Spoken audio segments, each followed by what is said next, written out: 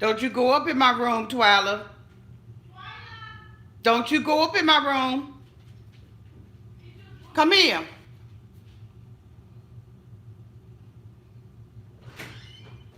What's she doing? Was getting ready to go up in my room. What are you doing? Looking for me? Life is happening over here. With these shady, and I mean when I say shady, I mean shady cast members of 90 Day Fiance, Happily Ever After. Well, hello there. And this is Auntie. And I am here to do my review on 90 Day Fiance, Happily Happily Ever After, Season 4, Episode 7, 8, 9, 10. I mean, I don't know which one it is, okay? I had to put my shades on because, whew, these mofos are so shady, y'all. I had to give y'all a little bit of just match some of this shade, okay? Let me fix this thing, okay? Hold on, I'm going to get with y'all.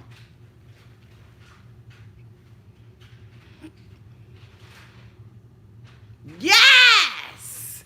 If this is your first time being here, please like, comment, and subscribe to my channel, and to all of my nieces and nephews who have been here with your auntie for the long haul. Thank you all so much for your continued support. And to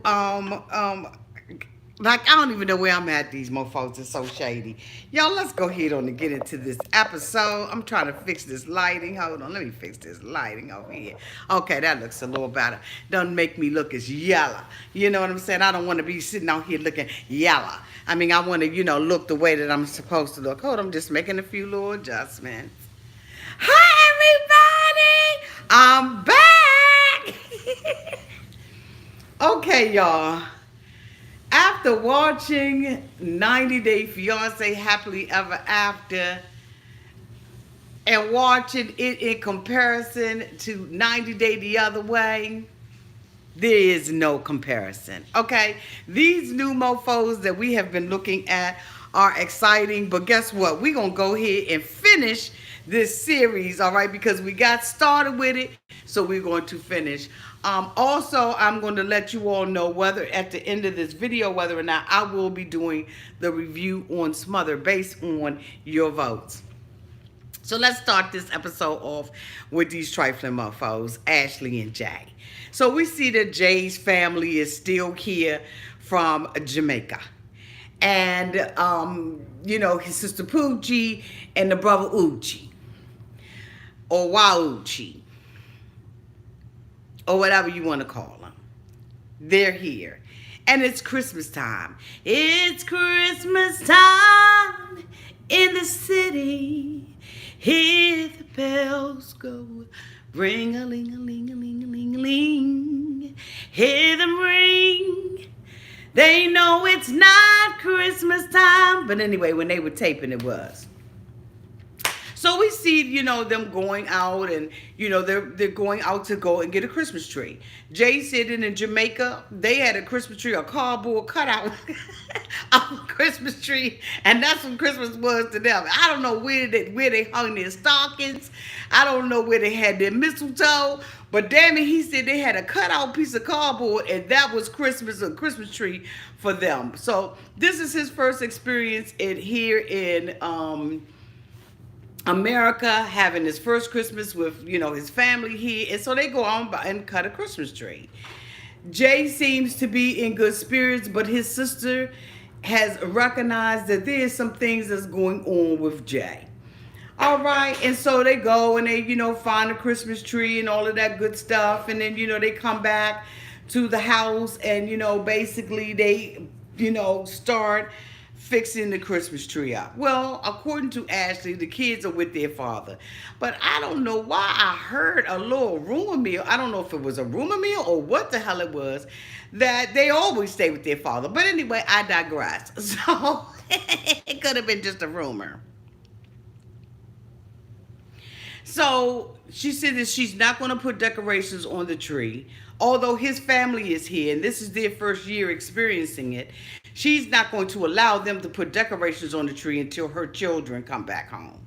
And so, their job is basically to stand the tree up, put water in it, I guess, and put lights around it. Well, Jay's not putting the lights around the tree the way that Ashley wants him to do it.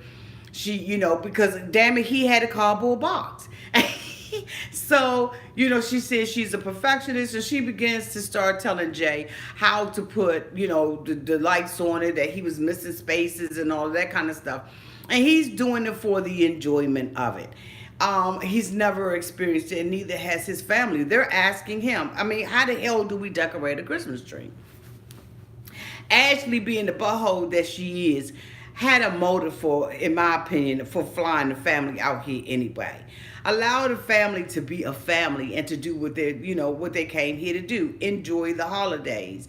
But as we all know, she just came back from New York and she's having some issues with Jay. She still doesn't trust him. And she basically wants Poochie to set him straight. And so Jay is, he's upset and he's angry, about her correcting him. He tells her, don't talk to me as if I'm a child. And I don't blame him for saying that, okay? And so, the sister says, hey, look, what's going on? My brother is really not himself. He seems sad. He's happy, but he's sad. And so now we hear Ashley going into this dialogue, okay, if you will, about Jay cheating. Now the sister said that Jay had already told her that he had cheated, all right, but he didn't go into detail.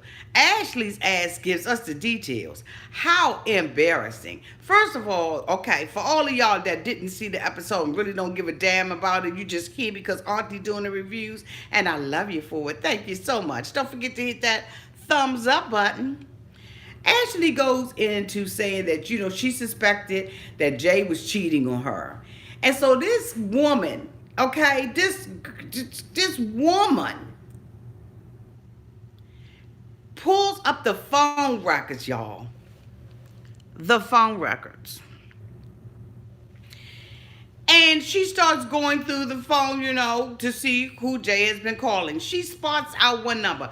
Ain't no way in hell you gonna tell me that this girl did not call several numbers that were there. Like a damn telemarketer, trying to see if, who's getting the D for the night. Or who wants the D. So she zeroes in on this girl. She calls the girl and she finds out that, Jay had spent some time with the girl and that, basically he was telling her what he wanted to do with her and to her and through her and all of that kind of stuff. And then she, went on to say that, that he brought the girl to her home. And she found all of this out from phone records and calling the girl on the phone.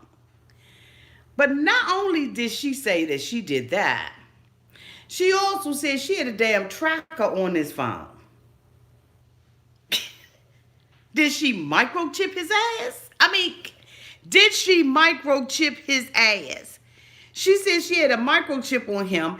He went out and he wasn't where he said he was going to be. He said he was going to be at the barbershop, with the two guys, the three guys that's at the shop. And she tracked his ass and found out that that's not where he was. That he was indeed somewhere else. You talking about desperate? You talking about pressed? You talking about need a life and need to catch a crowd? You talking about dump that mofo? You talking about why the hell are you still with this ninja? If I got to track your ass, pull phone bills every month and do a daggone forensic audit of what the hell you doing, why do I need to be with you? Get rid of him. That's what she needs to do. But no, instead she makes herself miserable and him as well. And then you're going to sit there and say, and Poochie was like, well, damn. I didn't know he was doing all of that, he ain't say that to me. That's because he knew you was going to get on him. Poochie said, no, he just showing who he really was. I thought that he came there because he really wanted true love, but he really didn't want true love. He's acting like the same Jay from Jamaica. She said both of them were, in better moods when they were in Jamaica. Well, damn right, you in vacation mode. How in the hell do you marry a vacationer? If you go over to Jamaica and you go spread them wide, then know that that's exactly what you're going to do. You're not going there to try to find no damn husband. Especially somebody that got a damn cardboard box cut out for a Christmas tree. But instead of you getting rid of him and doing what you need to do to maintain your dignity as a woman, you're going to sit there and track the mofo down like he got a daggone microchip on him. Let me check out the super chat. Thank you, Ashley Jenkins, for the super chat. Hey, Auntie, glad I finally caught a live review. Much love from South Carolina. Girl, say hi to my sister. Say hi to my sister. Thank you, boo. So, she really wants Poochie to correct his behavior. She wants Poochie to be the one. Hi, Twyla. She wants Poochie to be... Hi, Twyla. Hi, Twyla. Come on, you want people to see you? Come here. Come here, Twyla. Okay, go on then. I was going to let y'all see it, but she said, So, back to the review. She's sitting up there miserable. She says that this man is making her feel like there's something wrong with her. Ashley, there is. I don't know what it is. But as a woman, it's your job to find out what the hell that is. See, here's the thing. And usually I don't shame women or make women feel like, inferior. And I really try to root for women. Because hell, I'm a woman myself. But when you are in these multiple relationships and everybody you've been with has cheated on you, then you pick the biggest zero that you could pick. Thinking that, okay, because he doesn't have a job and I'm bringing him here from Jamaica, I can keep my thumb on his ass and my foot on his neck. And I can control him and run him. Something is the hell wrong with you. And see, the thing about it, she said, that's why I didn't file for his adjustment in status. Because I was basically buying him and purchasing him on layaway. I still owe, penalties and interest for this mofo. Ashley really went into this relationship, I believe, thinking that she could run Jay, or Jay was a little kid and he wasn't going to have a mind of his own, that he, was this reformed man. This bitch sat there and told the girl that he was calling, he just got here from Jamaica and opened up his own damn tattoo shop. How in the dog is he able to open up a tattoo shop? And what dumbass girl believed this? This had to have been like a girl that was like 14, 15, 16 years old. Because a grown-ass woman is not going to think that you came here from Jamaica and all of a sudden you got a damn tattoo shop that you done opened up. What the hell? Like as women, we have really got to, we really got to get this together, y'all. So anyway, Ashley is miserable. She wants Poochie to fix her relationship.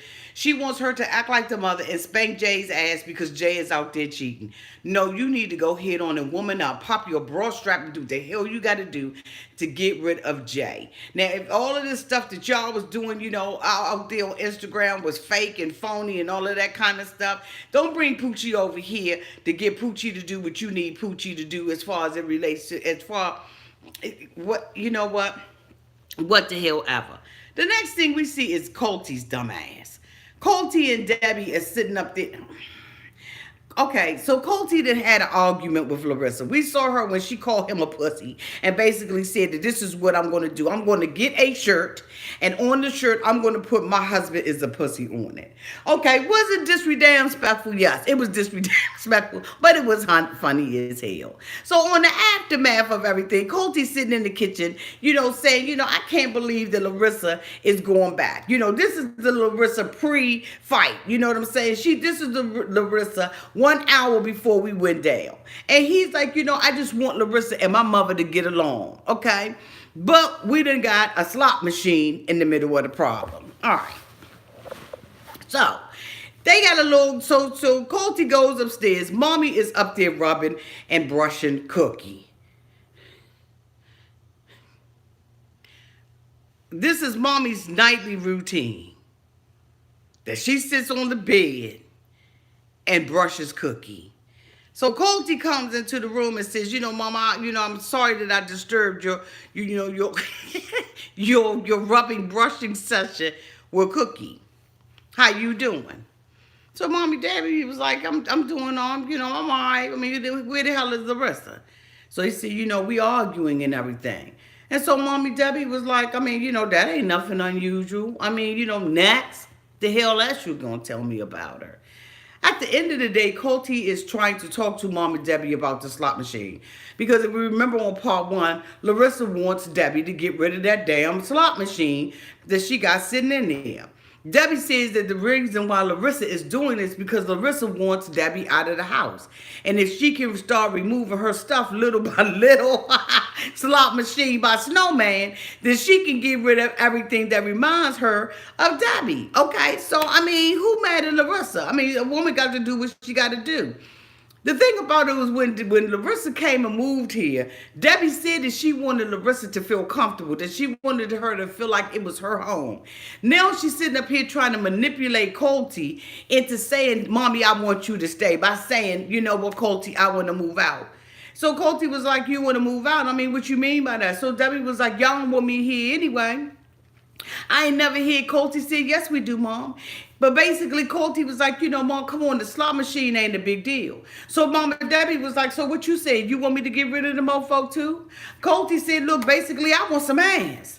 I'm tired of not being able to, sleep with my wife. All of this stuff is turning her off, and I really want to be with my wife. So you know what? If it means that you got to get rid of the damn slot machine, get rid of the slot machine. Put the mofo in your room. Do whatever the hell you got to do. But at this point, I want to sleep with my wife. We're going to sleep. To sex therapists and everything else. Mommy, I need you to get rid of the slot machine. Debbie, get rid of the damn slot machine. But Debbie is like, no, because I don't like how she's trying to push me out. I'm too damn old for this. I need to move. Well, guess what, Debbie? Call it you whole truck and get out. Every woman wants to feel like she's the queen of her castle. But Colty is, he's really trying to get a little bit of backbone. You can see about that much of it growing. He's trying to, for one time since we've been watching, stand up for Larissa. He really is. And so, but Debbie is pushing back and being manipulative and all of that. Colty said, I've been with my mother since the day, living with my mother since the day I came out of her womb. And I'm trying to go up into I'm trying to make it do what it do up in this mofo. But you know what? Debbie really is standing in the way. And Colty is too, because all of this stuff could have been resolved if Colty had just nipped this stuff in the bud in the beginning. Debbie said, I don't even bunk with Larissa unless I'm driving that bitch somewhere. I don't bunk with her. Colty said, that's not a good thing. Debbie said, no, that's exactly how it needs to be. Well, Debbie, guess what? Then you can't be mad when Larissa don't want to see your slot machine sitting downstairs. Now, I know, before y'all say it, I know that this is sentimental to her, and this is something that her late husband has given to her, and he's deceased, and she holding on to that mofo, okay? I understand that. I really do understand that. But at the same time, Colty is trying to build a life and develop a life with Larissa. As we know, that flopped.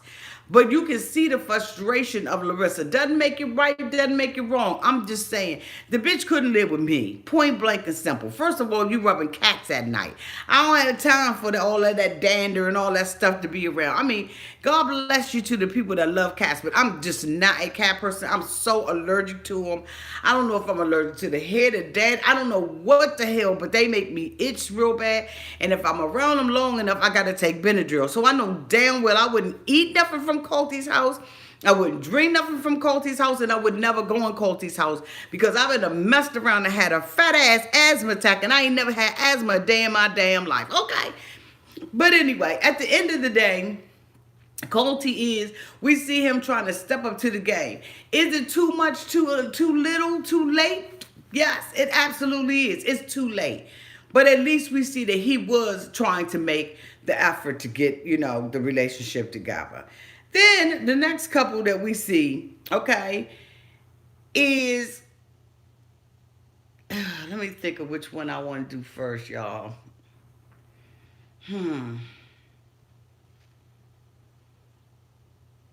Let's talk about Andrei and Lizzie, or Libby. Libby crazy. Libby is pregnant. She goes over to her sister's house because she wants to do a baby registry. She walks up in the house with her sister, and she already got her eyes up on her back. So she walks into this. She's like, come on, y'all. Let's go ahead and do this. Let's do the damn thing. Let's get the registry. My sister's getting ready to give me a big-ass baby shower. And I'm all about taking. I don't give nothing, but a bitch takes. So if they willing to do a baby shower, no matter how much I talk about them and backstab my sisters behind their mofo back, I'm happy that they getting ready to give my ass something near Andrei, because Andrei ass won't work. Andrei wants to surf the net and he wants to drink his beer. That's what Andrei wants to do. So she comes over there and everything, and the sisters start talking as normal women would. They start talking about, what it is that she's probably going to need and all of that kind of stuff. And Libby is like, so the sister says, let's get the crib, normal that you would get. Crib, diapers, onesies, bottles, bouncy seats, walkers, mobiles, blankets, normal that people get. Normal. So Libby goes on to say, I don't need no crib. I don't think we're going to need no crib because we ain't staying where we at. What? Wait a minute, what? You not doing what? We're not going to stay at the apartment because we just decided that we don't want to raise the baby in an apartment.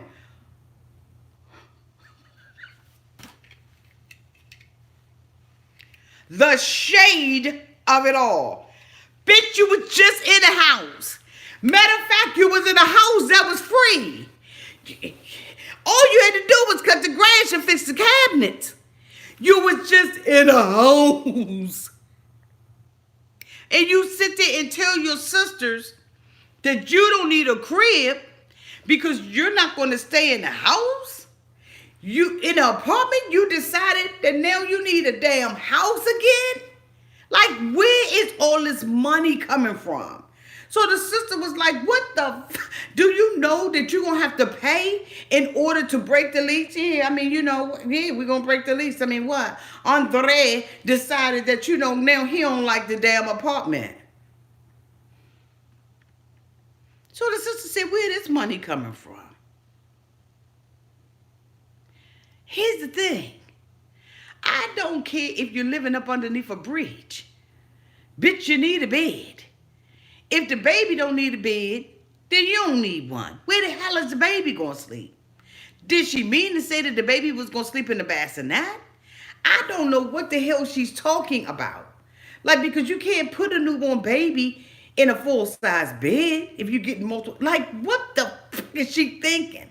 So, of course, now the sisters are saying, Libby, that doesn't make any sense. Your man is not working.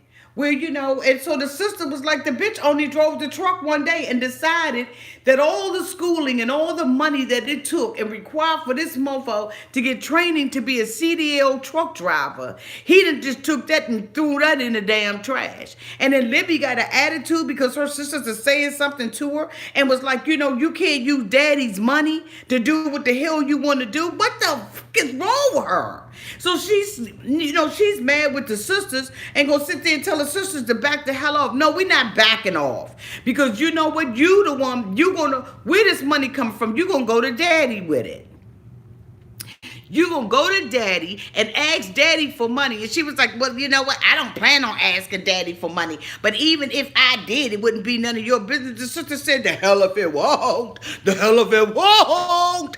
It's going to be my business because at the end of the day, I feel sorry for daddy because you ain't doing nothing but using and abusing him. And that's exactly what she's doing.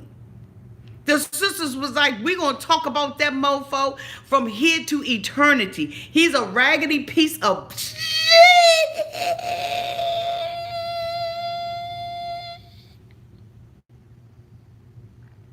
And you going to tell your sisters to back the hell up? But you sitting over there talking your trash and they're going to have to say, I have a feeling. I got a feeling. Not that everything's going to be all right.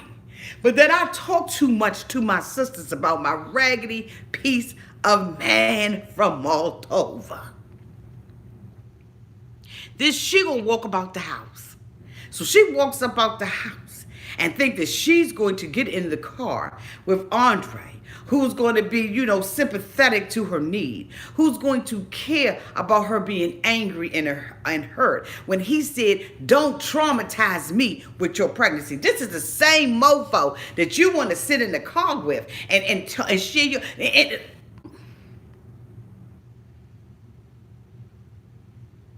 So she gets in the car.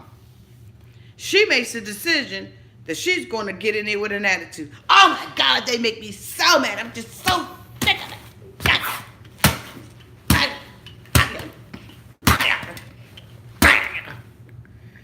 So Andrei was like, don't get up in this mofo and mess my morning up. God damn it, I ain't had my third bid for the morning. Don't you bring your ass up in this car. I mean, I am so upset. My sisters, I'm sick of them. They talk so much trash. So, she running her mouth and trying to tell, Mr. Moldova, okay, about, what's going on. And he's steady trying to tell her to drop it. I don't want to talk about it. I'm the man, you know what I'm saying? I got this, with the third leg, and you're going to respect that. And she steady wanting to go back and forth and talk about all the stuff that's going on. So she, she's sitting up there, she texting. He like, what are you doing? You know what they saying? She said, no, I'm going, No, I am not going to sit there and let my sisters talk that trash about me. I'm sick of them. They sitting up there talking about you. You're going to have to work out wait a minute. You're going to have to work out your relationship with my family because things will get better if you work out. I ain't working out nothing with your family. Oh, no, you get, yes, you are. You're going to work out your relationship with my family. Well, what are you doing? Don't text them. No, I'm going to text them because what they not going to do is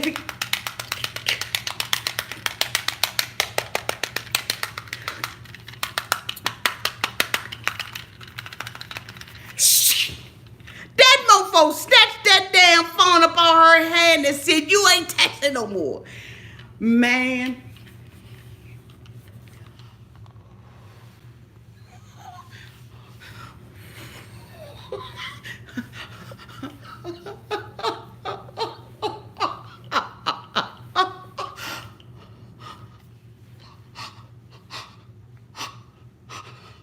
Motherfucker, I know you ain't just snatched no phone out. You know how you be so mad till you can't breathe? Man, that cell phone, she was sitting up there texting. She like, damn. She was like, that. Next thing you know, that cell phone was like,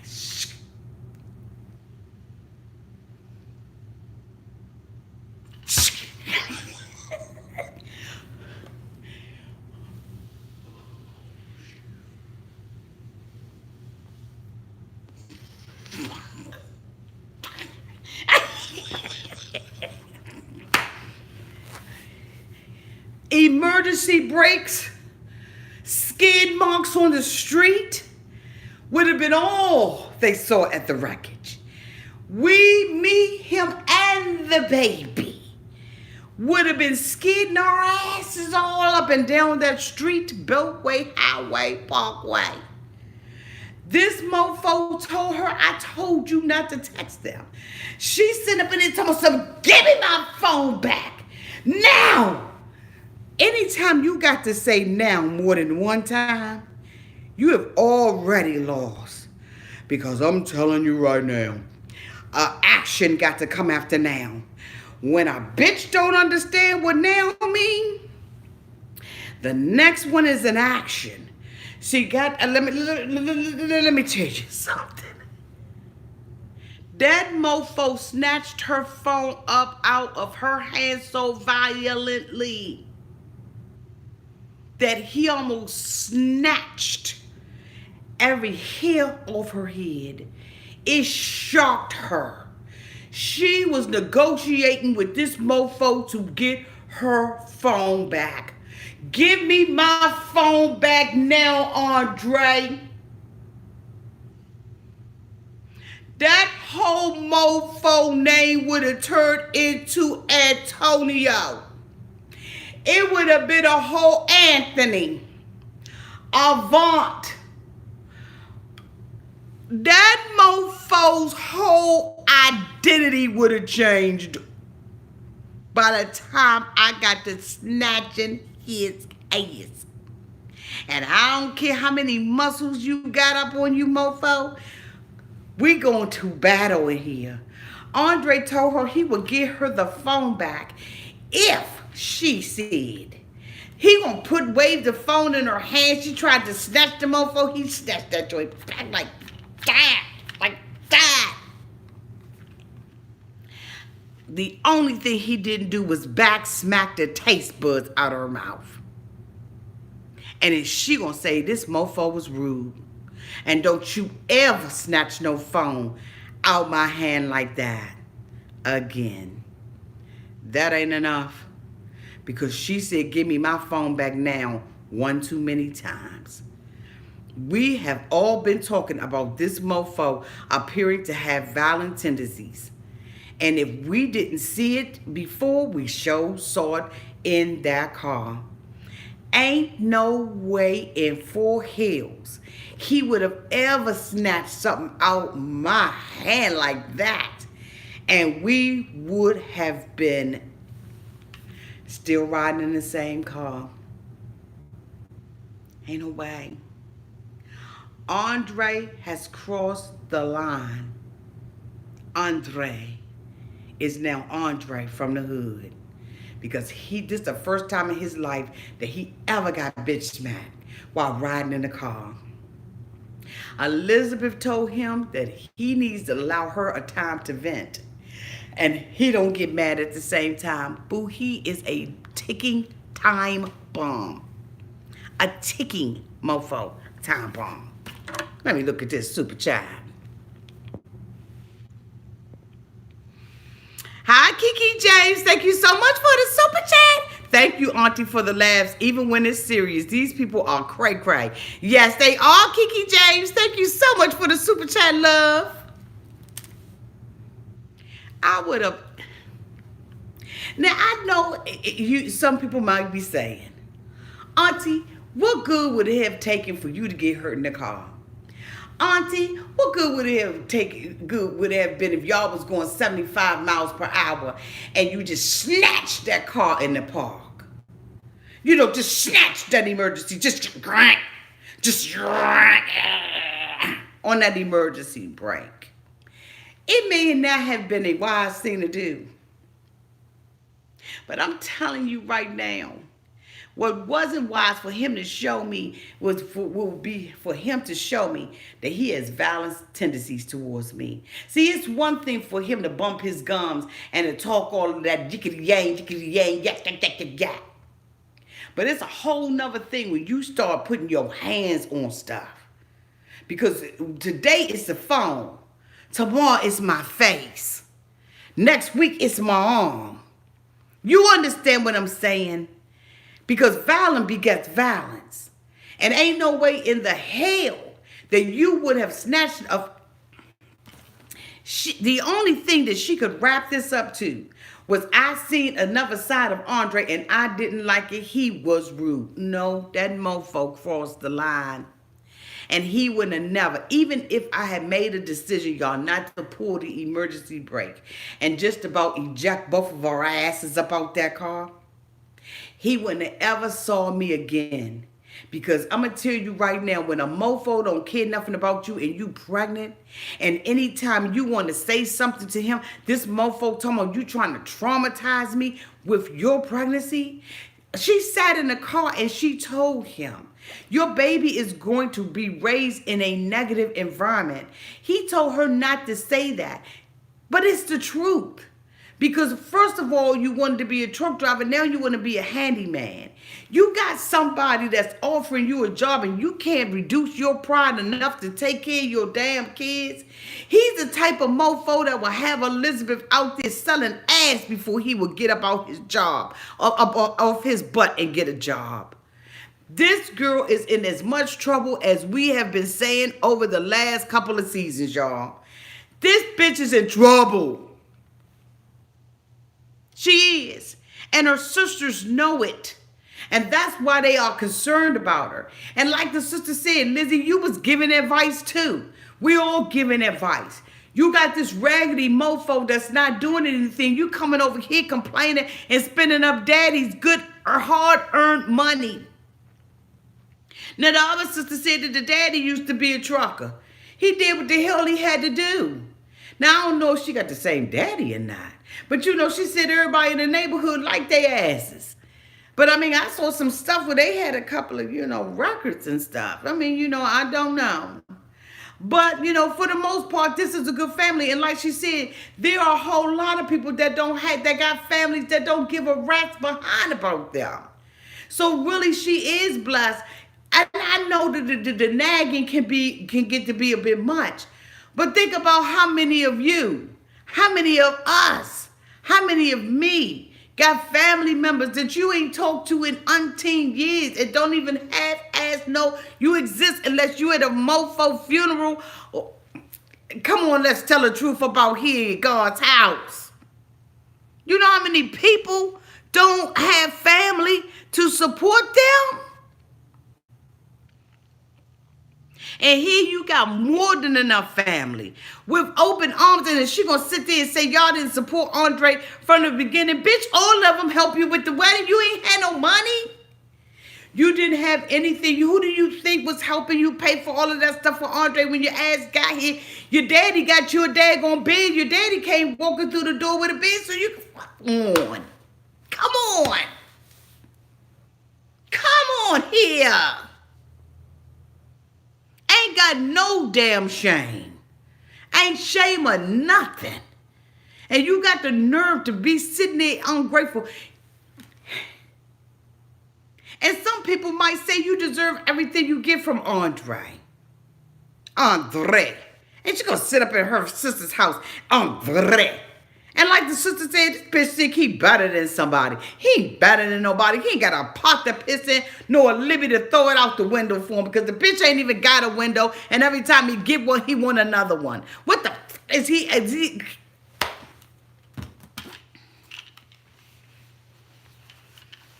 I gotta calm down. I gotta calm down because now we getting ready to talk about family Chantel, Pedro, and Chantel.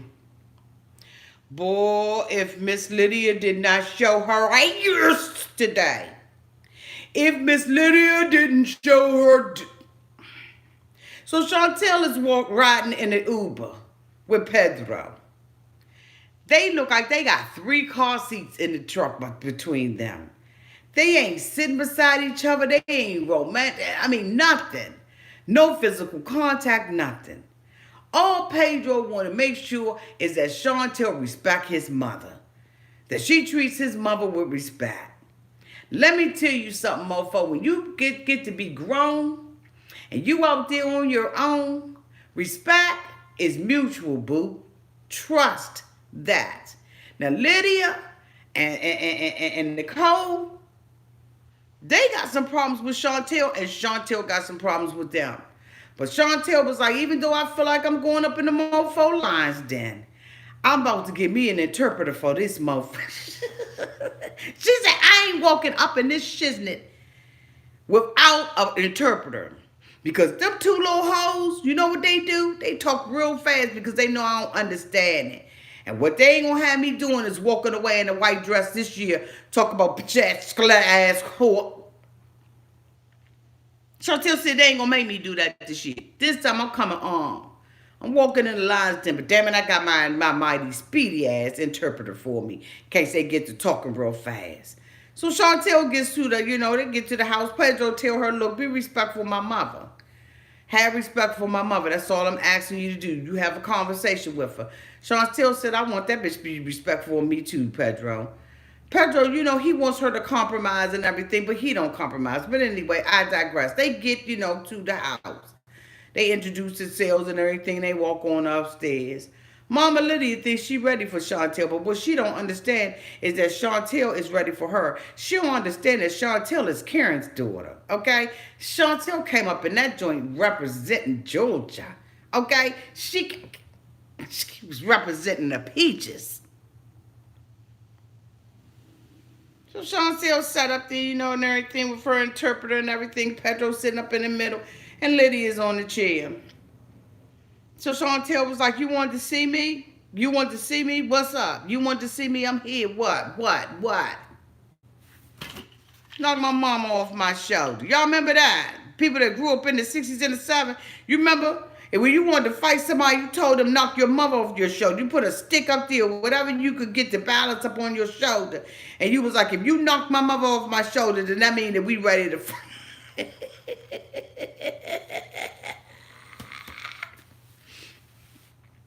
Chantel was like, you ready to see me? Lydia was like, yeah. She was like, what's up? Go ahead on the talk, because I got my interpreter here. So Lydia, she tries to start off a little light. She said, let me just say this, it got to be some respect between us. Your family was a little disrespectful, and, basically it's a little shameful, the way that y'all carried on and everything. So Chantel was like, oh, okay. She said, Pedro brought his ass up over here, to have a good time. He left your ass in the United States. That's where he wanted to leave you. We was having a good time. And then all of a sudden you show up and you fucked up everything. So Chantel was like, listening to the interpreter and everything. She's like, oh, that's what she said? Oh, well, you know what, Lydia? That's a little offensive, but anyway, we're going to go on and everything. I decided that I was going to come over here for Pedro because I don't trust his ass and I don't trust y'all. So basically, I came up over here. Next, okay, go ahead. What else she got to say? So, she goes on and, start talking about how disrespectful the family and all that kind of stuff was. And she wanted to go back to how they treated Nicole. So Chantel was like, no. What she say?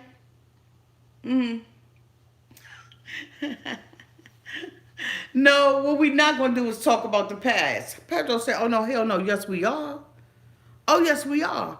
We talking about the past. So, Chantel is like, oh, okay. You know what?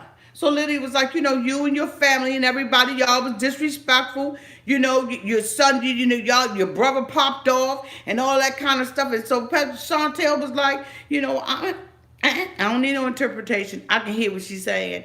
She said, basically, my son wasn't, my brother, your son jumped up and put his finger up in a woman's face. And, she felt a little offended by that. You know what I'm saying? So Chantel was trying to, keep it, all the way 100 till, the mother started talking a whole bunch of other yang. So then after the interpreter told Chantel what she said, she told Pedro, move back. Move back, Pedro. Let me tell you something, Lydia. You ain't right. Your son, he at fault too. And you ain't perfect either. You not exempt either. The mother said, let me tell you something, Chantel. Family Chantel. If I was there, I'd have whooped everybody's ass, okay?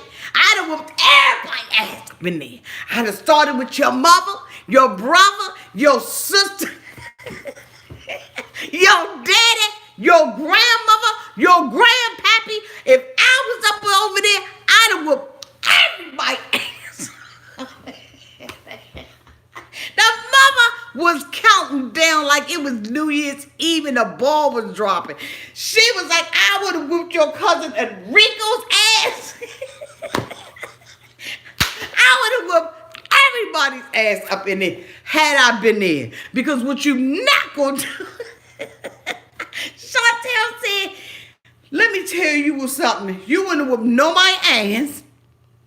And she made a shady little comment. She made a shady comment, right? She told the mother, she said, your son ain't exempt, and neither is your daughter. They came over there and popped off, and they got what they deserve. She said, and guess what?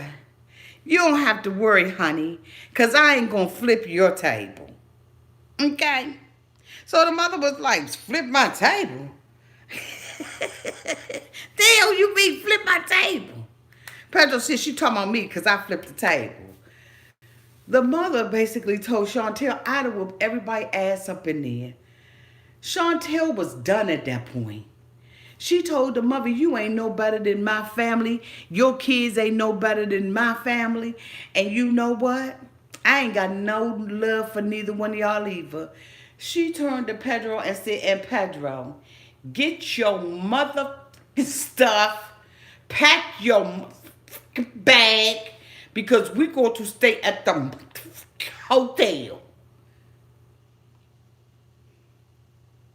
Mama Pedro was like, Junior, it's time to pick a side. Junior, you ready to leave, Junior? You staying here, ain't you, Junior? Chantel was like, I said, get your bags, pack your bags up so we can go back to the hotel. Pedro was stuck in the middle.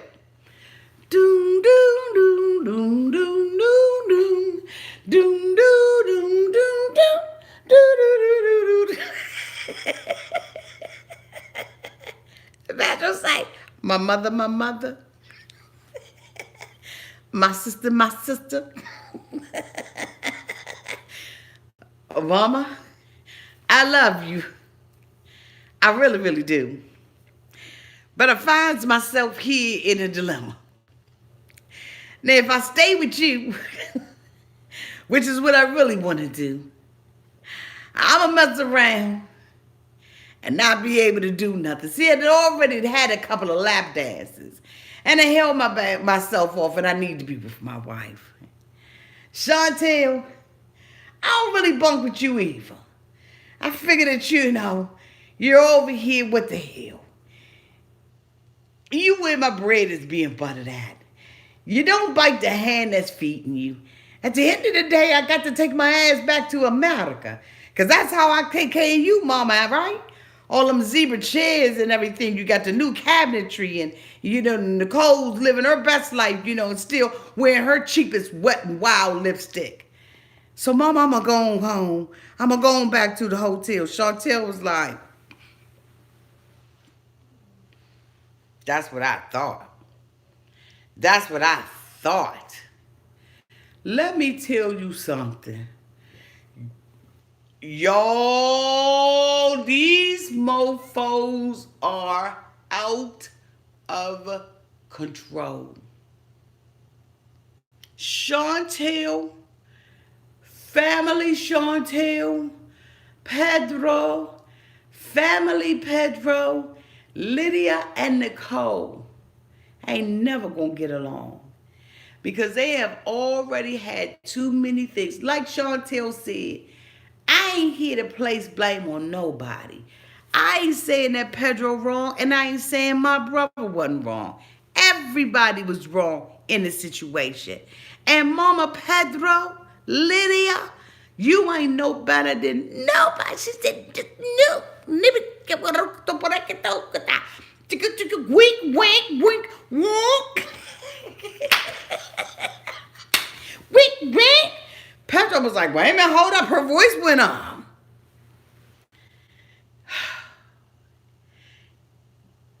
You can't make this stuff up. Or maybe you can. Is there really a rift between the families like this? It seems like it is.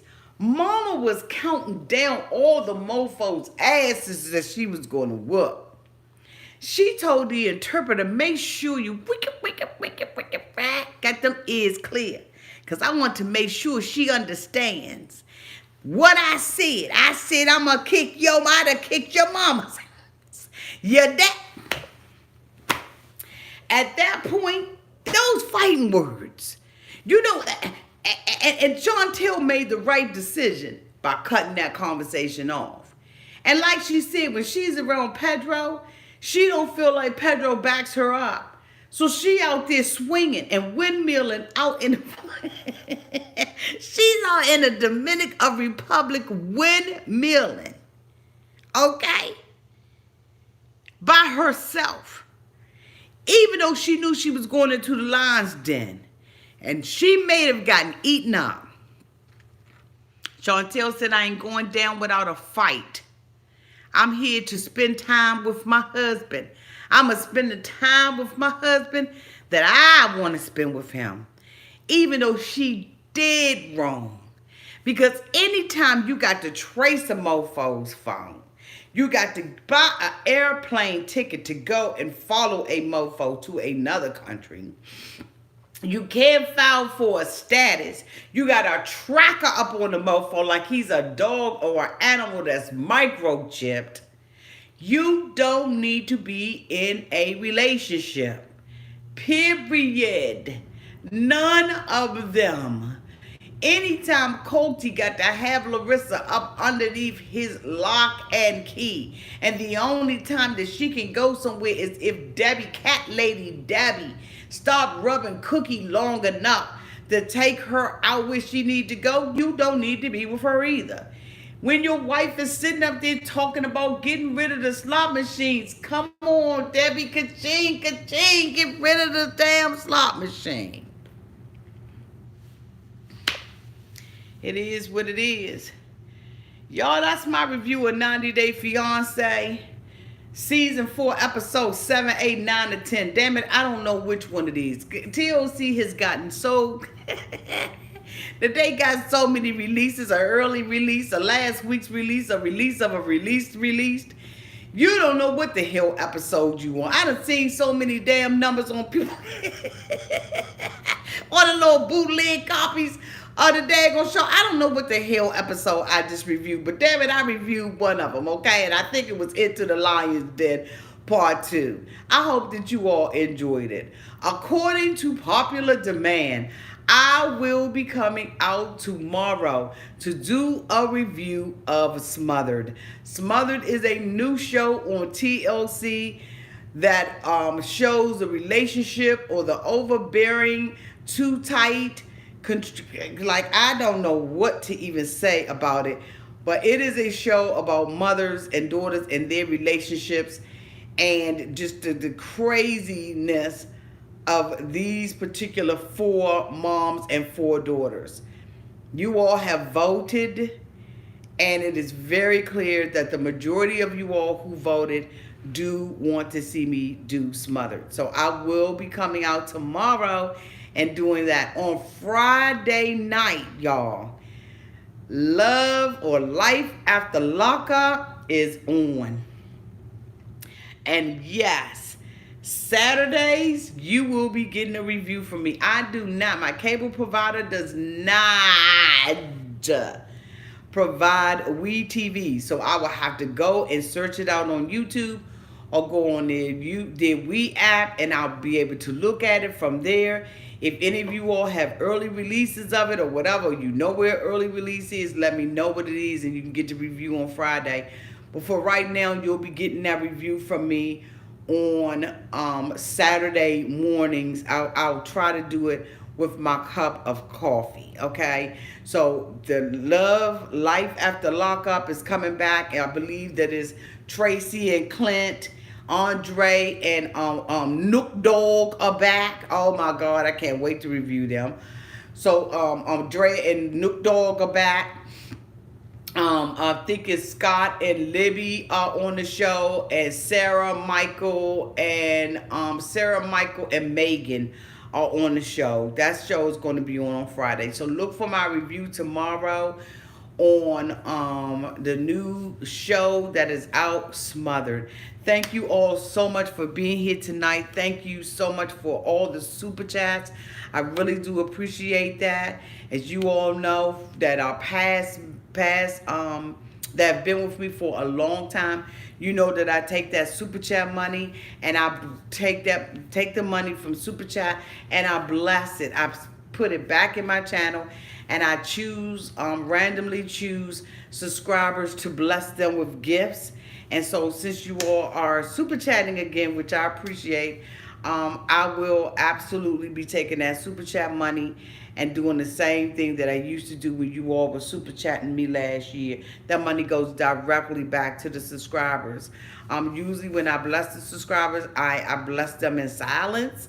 I haven't had too many of them to come out and say, you know, what I've done for them, but that's what I do with the super chat money. So I do appreciate everybody who has super chatted. Thank you so much to Mary, who has been holding it down while Josie is on vacation visiting family. We miss you, Josie.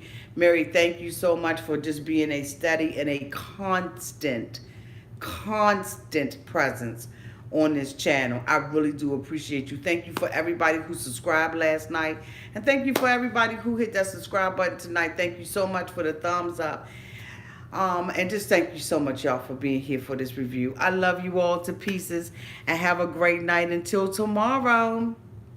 Smooch.